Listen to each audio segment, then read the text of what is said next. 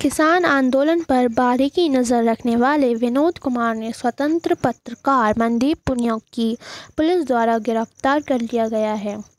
विषय में फेसबुक पर मनदीप पुनिया के बारे में लिखा है, जो मनदीप पुनिया के जीवन को दर्शाता है।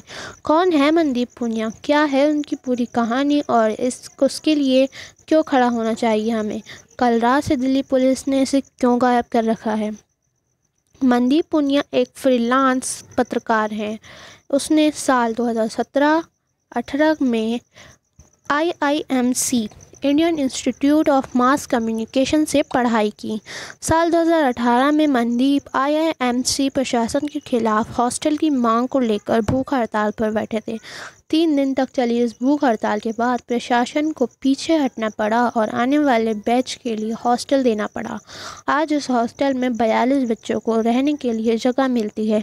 चूँकि मैं भी उनके साथ पढ़ा हूँ, हम दोनों क्लासमेट थे। मनदीप को मैं बहुत नज़दीक से जानता हूँ, उसे पैसों का मोह नहीं है। IIMC से पढ़ने के बाद मनदीप ने जॉब नहीं देखी।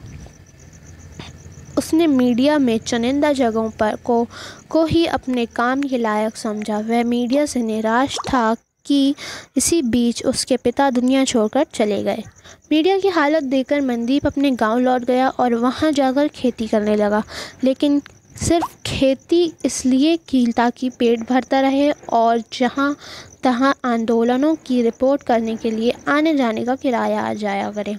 मनदीप ने खेती की, लेकिन मीडिया नहीं छोड़ी। उसने उस आंदोलन पोर्टलों के लिए कम पैसों में लिखा जो पत्रकारिता कर रहे हैं, जो हर अत्याचार के खिलाफ मुकर्र होकर बोलते हैं।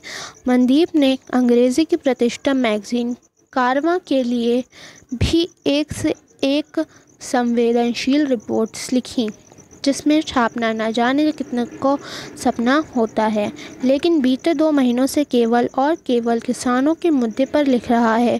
वह आमतौर पर किसान आंदोलन के टेंटों से में ही सोता, वहीं खाता और वहीं से किसानों पर हो रहे सरकारी अत्याचार के बारे में पल पल की अपडेट देता रहा। कल भाजपा के गुंडे स्थानीय लोगों के भेष में किसानों पर पत्थर बरसाने पहुंचे। मनदीप उस वक्त मंच के पास ही मौजूद था।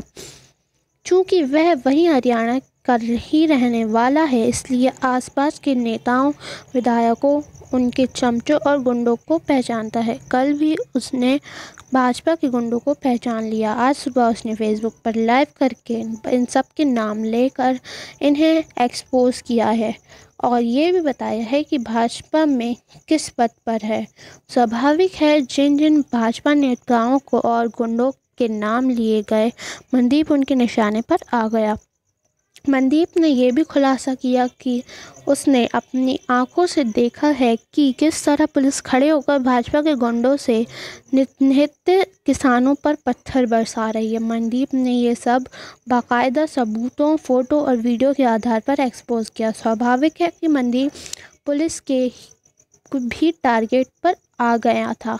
सुबह मनदीप ने वीडियो बनाई और आज शाम को पुलिस ने सिंधु बॉर्डर से मनदीप को अरेस्ट कर लिया और अभी तक ये नहीं पता चला है कि पुलिस उसे कहां ले गई है। पुलिस उसके बारे में कोई जानकारी नहीं दे रही है।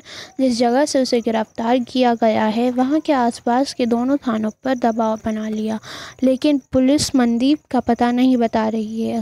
उसके साथ क्या किया जा रहा है हमें कुछ भी नहीं पता है। मनदीप जब तक सड़क पर था, वह आप लोगों के लिए रिपोर्ट्स करता था, बिना